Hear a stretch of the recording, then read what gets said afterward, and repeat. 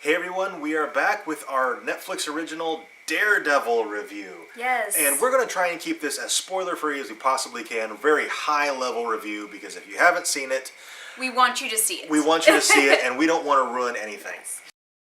So... now this is going to take place of our movie review because there were no movies out that we really wanted to go see this weekend. So we decided we'd finish Daredevil very late and go ahead and do that.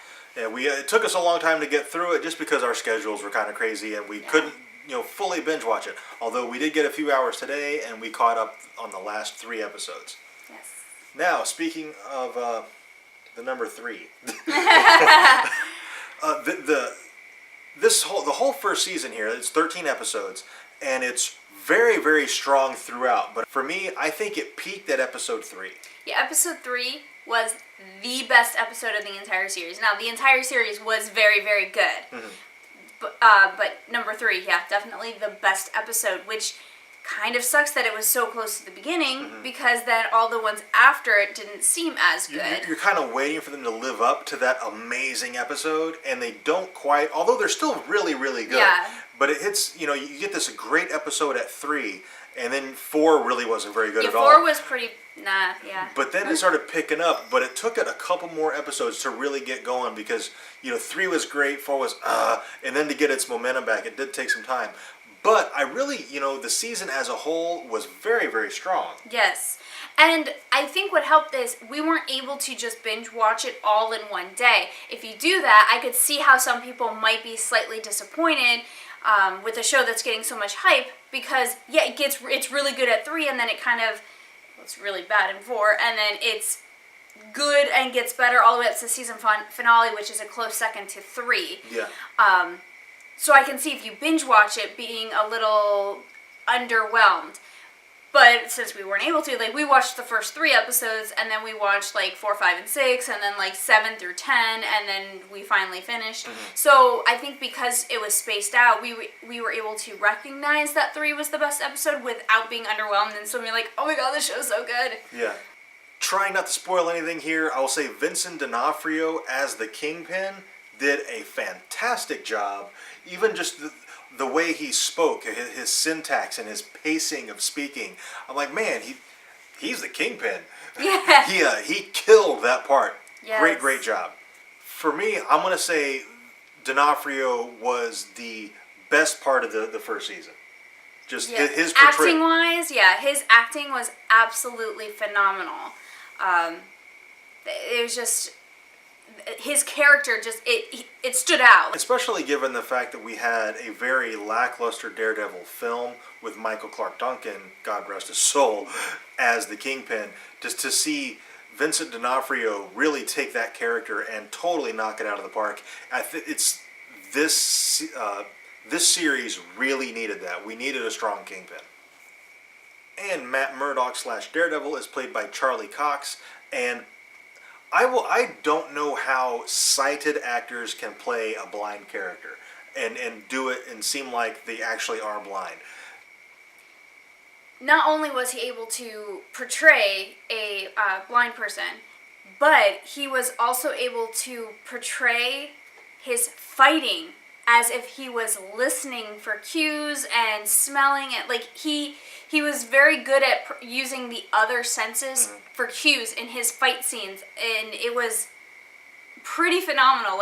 I not once when he ducked or did something like that did I think, oh, he saw that coming. Yeah. It was always, you could just tell from how he acted that it was another sense that gave that person away. You got to give the fight choreographers mad props for that. Yeah, because it was very convincing. Every fight scene that they choreographed, it really did seem completely authentic. Yeah, I mean it was so convincing that I was like, how come nobody's picked up that he's blind?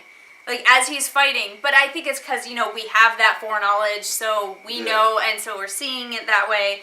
Whereas if you didn't and you just saw it, you probably wouldn't pick up on it, but it was very, very convincing.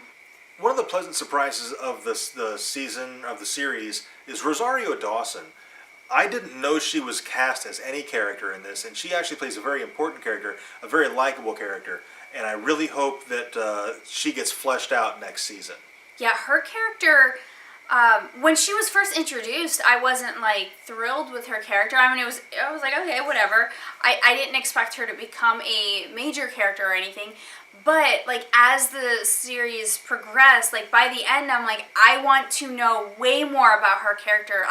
She did a fantastic job as well. The acting in this entire show is pretty phenomenal. It's pretty top notch. I'm not as familiar with actors. Like I'll recognize somebody, but I won't know what their name is, what other films they've been in, stuff like that.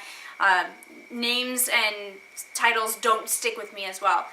But all of them were phenomenal. I don't know how much experience any of them have besides Vincent D'Onofrio, but they were all just absolutely incredible and just blew me away. I've read other reviews, and the one knock that people have is actually against Foggy, about he's just like a quip machine or whatever, and I did not get that sense from him, although his dialogue did seem a little forced at times, like trying to be funny, but that's kind of who Foggy is. It's kind of true to the character, so I don't really have a problem with that. I got that impression maybe for the first half of the season, but towards the second half, he becomes a dynamic character. He becomes part of, like, an integral part of the show. Like, you couldn't have the show with him. I didn't think he was just there for a laugh. Right. Maybe, like I said, maybe in the beginning, I can see where that's coming from because he didn't have a whole lot of substance, really, but I felt like that developed. Yeah. This is a really, really hard thing to talk about without giving away any spoilers. We haven't so far. If you have Netflix and you haven't given Daredevil a try yet, seriously, watch it. Go watch it. Yeah. Yes, it's very, very good. And if you have seen it, we would like to discuss it a little bit more in depth in the comments. So if you have not seen it, do not read the comments because there are going to be potential spoilers down there. Yeah. And if you have seen it, put some spoilers in the comments so that we can actually discuss this. Now, rumors for next season. So far, it is rumored that we're going to see Spider-Man and Punisher next season. Mm-hmm. I'm excited about either one of those, but I'm more excited about Punisher. Yeah, me too. I'm kind of Spider-Man saturated. I kind of don't care about Spider-Man anymore. He's been redone so much in... We've had, 5 Spider-Man movies in 14 years. Yeah, that's a lot. It's a lot. It might not seem like a whole lot, but it really is for one character to have that many films. And it's just Spider-Man. Yeah, I know, like, the Avengers have they're in multiple films, but they're in other people's films, or, it's not like... Well, a Spider-Man movie is basically the same movie over and over again, and it does just get a little tiresome, so I'm fine with adding Spider-Man to the Avengers. I think that's an awesome idea. I hope they add other characters, but I'm way more excited about seeing the Punisher and his interactions with Daredevil than I am seeing Spider-Man. Yeah, I agree. Although, apparently, Asa Butterfield is like the leading contender for Spider-Man, and that's an amazing choice. He played Ender in Ender's Game, and he's young enough to where he can play Spider-Man for a few years, and we can watch that character kind of grow up a little bit, and that'll be really fun. Okay, I really hope you've enjoyed this video. We're going to cut it off now so we don't risk giving away any spoilers. So be sure to like and comment on this video and subscribe. And we do a Topic of the Week video every week. We are going to move it to Fridays. So basically, if you have a question or a topic you would like us to discuss, it could be anything in the realm of nerd, and put that in the comments down below, and we will look through them all, choose the one that we think we can make the best video for, and that's the one we will post next Friday. Okay, thank you very much for watching. We will see you next time.